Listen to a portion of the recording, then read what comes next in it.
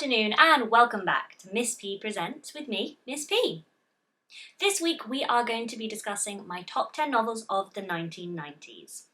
So, without further ado, grab yourself a vodka and orange, or just a vodka, and let's get talking. No, Joffrey, it's fine. Honestly, I should have warned you.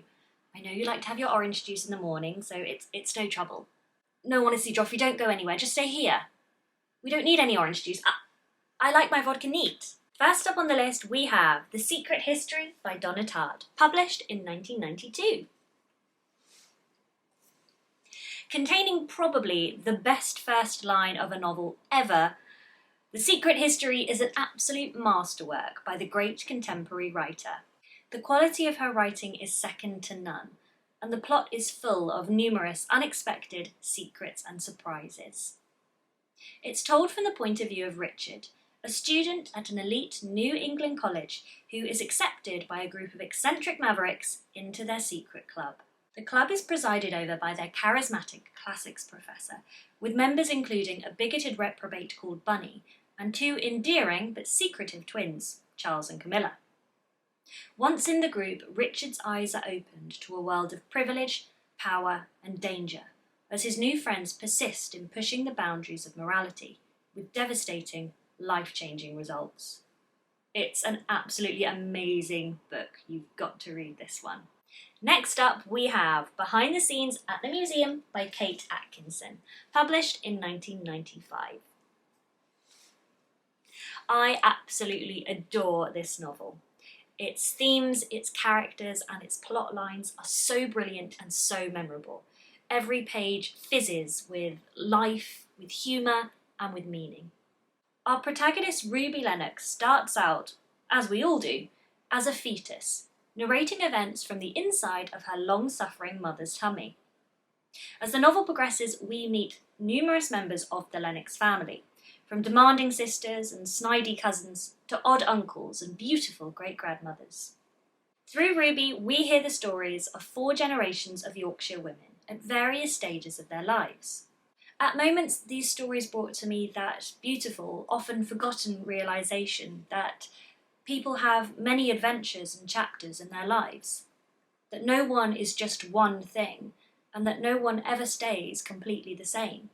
Atkinson's characters are all rich tapestries of people, with histories that are carried around like trinkets weighing down their coat pockets.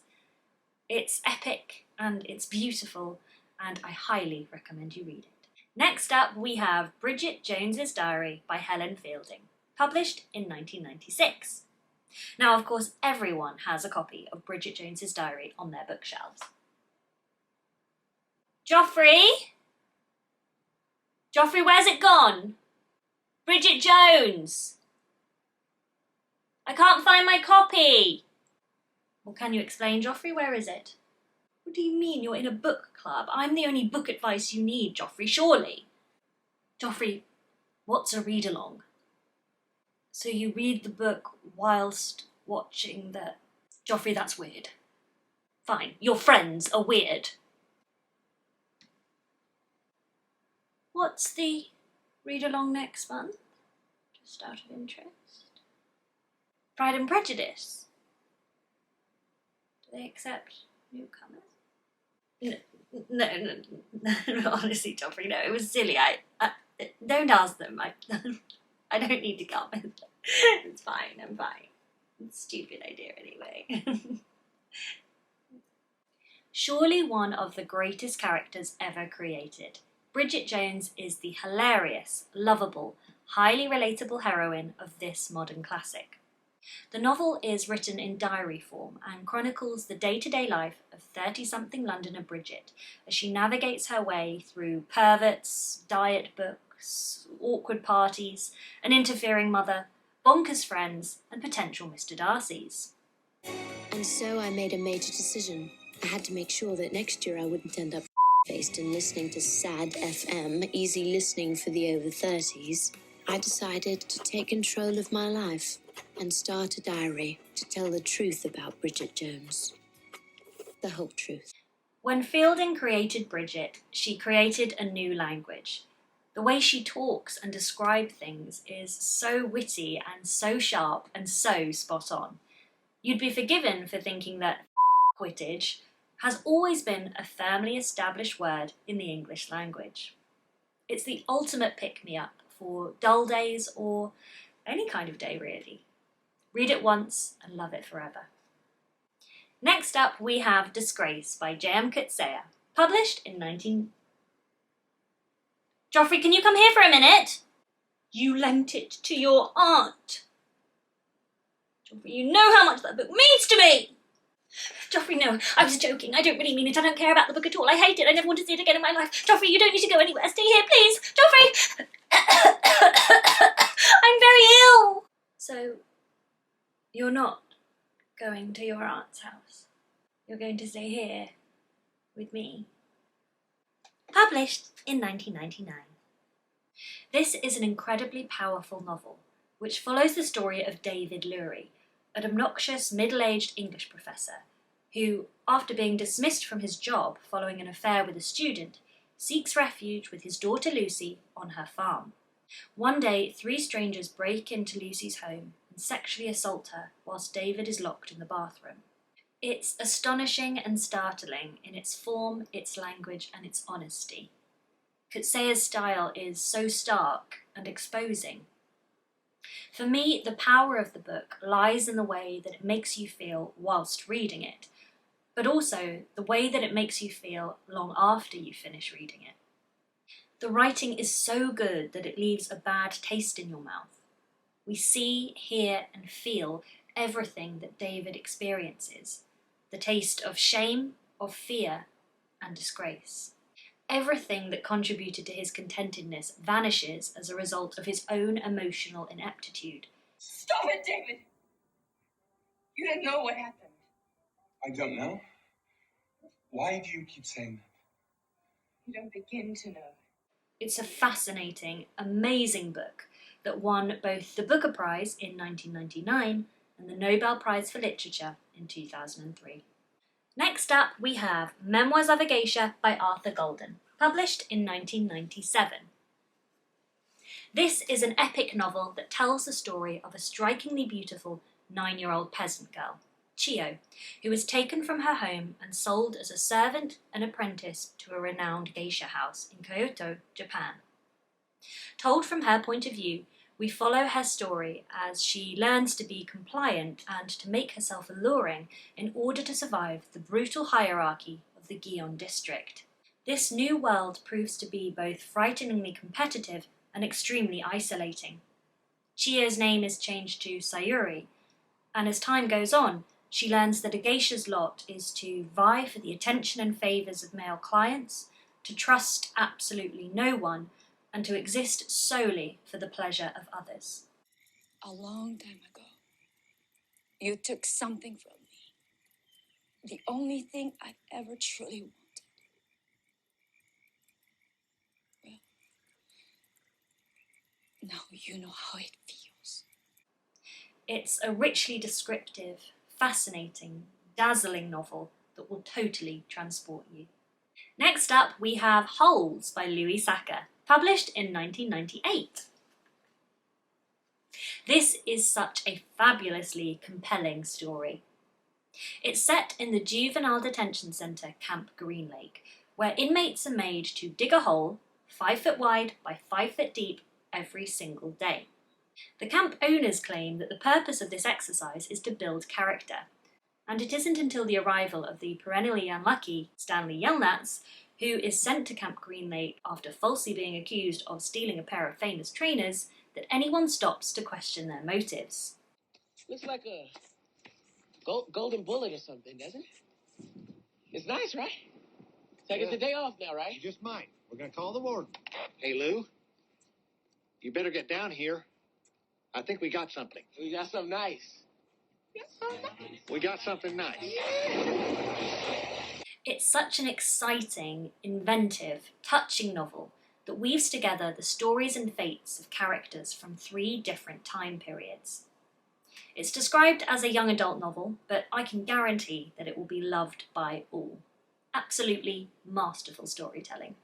Next up, we have Girl with a Pearl Earring by Tracy Chevalier, published in 1999. This is such a beautifully written, highly atmospheric novel that evokes mid-17th century Delft so magically.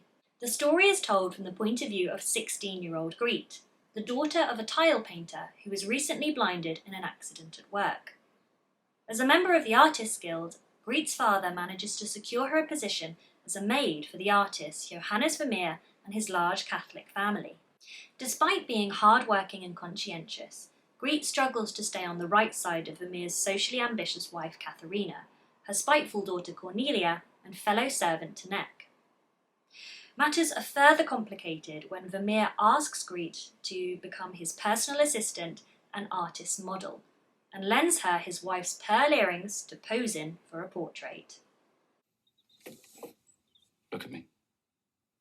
Now turn your head, not your shoulders. Look at me.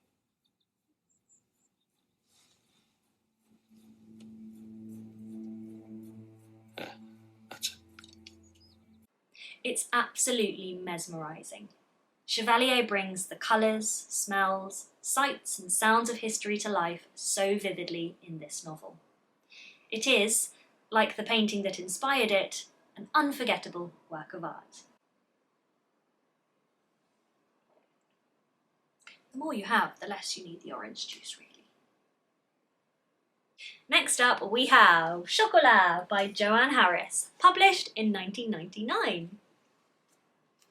Who doesn't love this book? It's totally divine.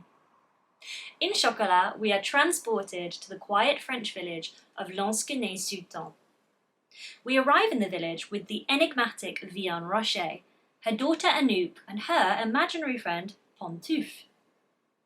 Vianne quickly establishes herself as an unconventional goat among the sheep when she opens up a chocolaterie directly opposite the church right at the beginning of Lent. Each sweet treat that she sells comes with a free gift in the form of remedial chocolate, prescribed by Vianne as she attempts to read her customers and their hidden discontents. And these are for your husband. Unrefined cocoa nibs from Guatemala to awaken the passions.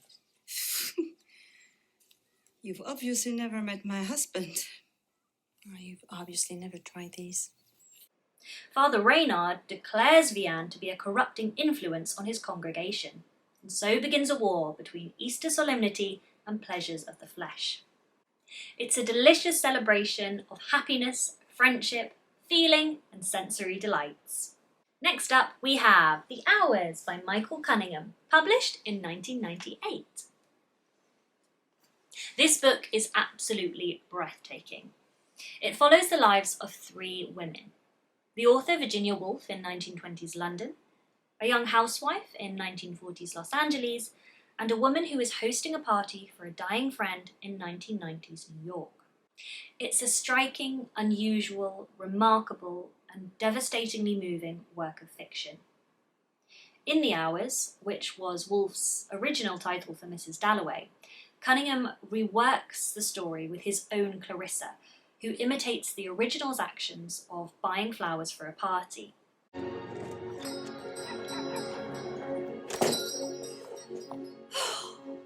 Flowers! What a beautiful morning! Hi, Clarissa. How are you? I'm having a party. Anyone who knows Mrs. Dalloway well will be charmed to notice similarities such as this. His style and tone also echo Woolf's in some ways. His sentences are beautiful, they're haunting, and they stay with you for a long time. It's a genius idea and so well executed. For me, it's an absolute must-read.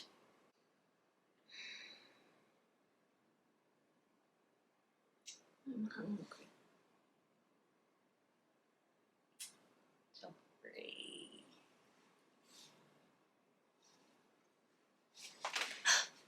Oh. Again. Yay! Well done, Joffrey, you can go now. And last but not least, we have Wise Children by Angela Carter, published in 1991. Like all of Carter's writing, Wise Children is both brilliant and slightly bonkers. It takes the form of a fictionalised memoir, narrated by the retired chorus girl Dora Chance, who lives with her twin sister Nora on the bastard side of Old Father Thames, also known as Brixton. Once billed as the Lucky Chances, Dora and Nora have lived a life of showbiz, with all the fun, drama, riotousness, and disappointment such an existence can entail. Carter takes us through a century of theatre in such dazzling, amusing, rich prose, bringing to life the magic of a bygone era with the distinctive voice of 75-year-old Dora.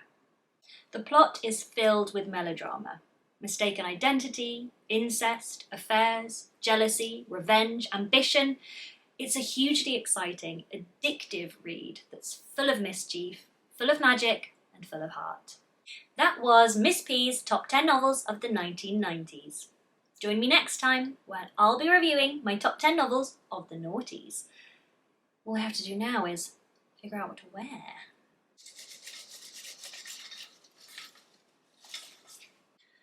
I was thinking something sort of flower-based, Joffrey. Like some sort of avant-garde, catwalk, sort of Vogue. Is that cute? High fashion.